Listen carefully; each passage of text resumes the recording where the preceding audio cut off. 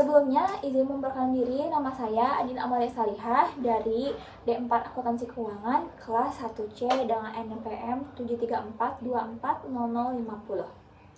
Saya di sini akan menjelaskan tentang materi kewirausahaan mengenai etika bisnis.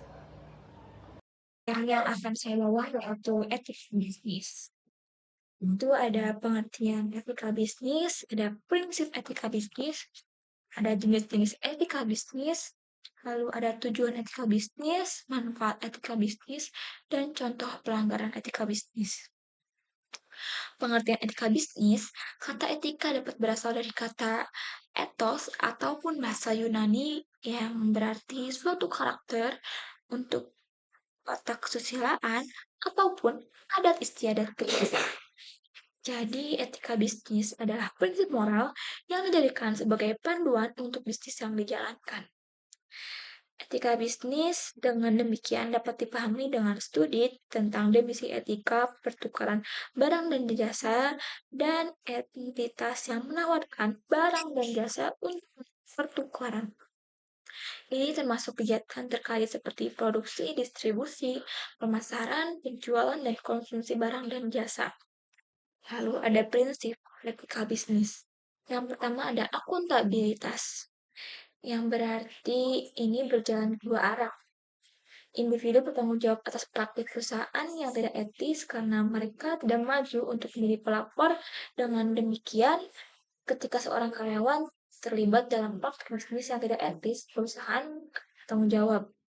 Kalau ada kejujuran, cara terbaik untuk mendapatkan kepercayaan dari karyawan adalah dengan berkomunikasi secara transparan dengan mereka, termasuk tentang kebijakan dan keuangan perusahaan. Lalu yang ketiga adalah hindari konflik, di mana perusahaan perlu minimalkan konflik kepentingan di tempat kerja.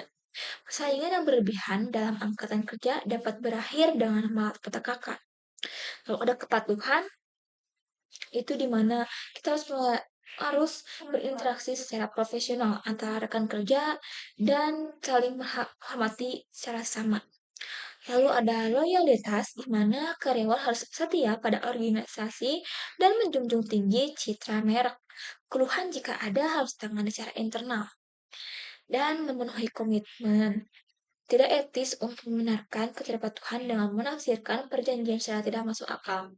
Ini berlaku untuk seluruh level pekerjaan, baik karyawan, manajer, ataupun tingkatan di atasnya.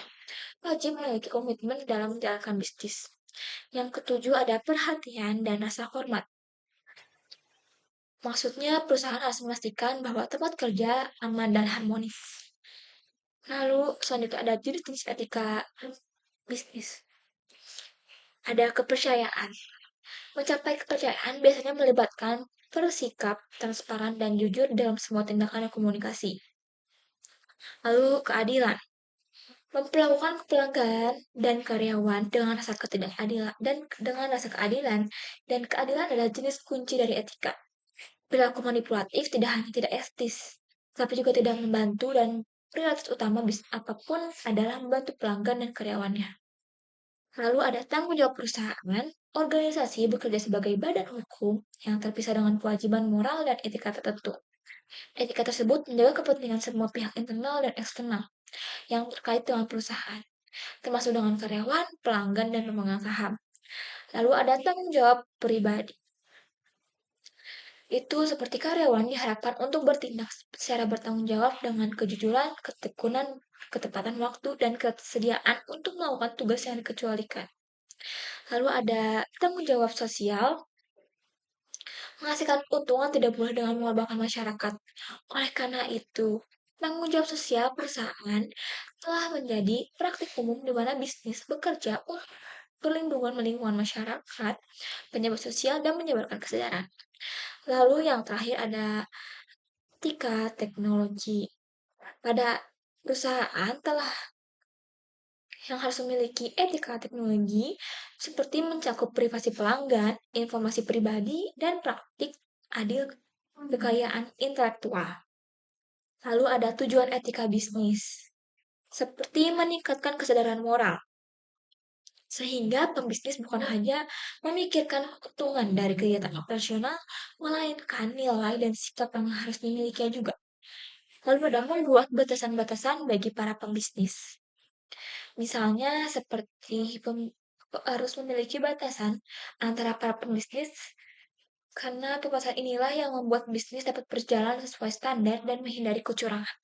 Yang terakhir ada memberikan motivasi kepada pelaku bisnis. Karena pada dasarnya motivasi kepada pelaku bisnis untuk meningkatkan kemampuan. Karena adanya standar yang sudah berlaku dan harus dipatuhi oleh seluruh pembisnis. Lalu ada manfaat etika bisnis, ada 3 poinnya. Poin pertama, menciptakan kepercayaan konsumen. Kepercayaan dari pelanggan adalah suatu hal yang sangat penting untuk masih tetap perusahaan menghasilkan profit atau keuntungan yang besar. Lalu ada membuat karyawan sendiri semakin loyal dan betah. Dengan loyalitas, karyawan etika bisnis dapat mengedepankan etika dengan menjalankan roda perusahaannya dengan lebih baik. Lalu ada yang ketiga, memberikan keuntungan atau profit bagi perusahaan. Mendapatkan prioritas utama dari investor menjadikan potensi untuk mendapatkan keuntungan atau profit semakin besar bagi perusahaan. Lalu ada contoh pelanggaran etika bisnis. Ada pelanggaran hukum, yaitu sebuah perusahaan yang melakukan PHK namun tidak memberikan pesangon sama sekali. Yang kedua ada pelanggaran kejujuran, seperti perusahaan yang dapat dikatakan berhasil terhadap kejujuran agar mereka tidak memberikan harga yang sejujurnya kepada konsumen, serta kualitas dari barang yang ditawarkannya. Lalu selanjutnya, udah mungkin sekian dari saya, kurang lebihnya udah. Sekian penjelasan dari saya mengenai etika bisnis. Kurang lebihnya mohon dimaafkan. Wabillahi taufiq wal hidayah. Wassalamualaikum warahmatullahi wabarakatuh.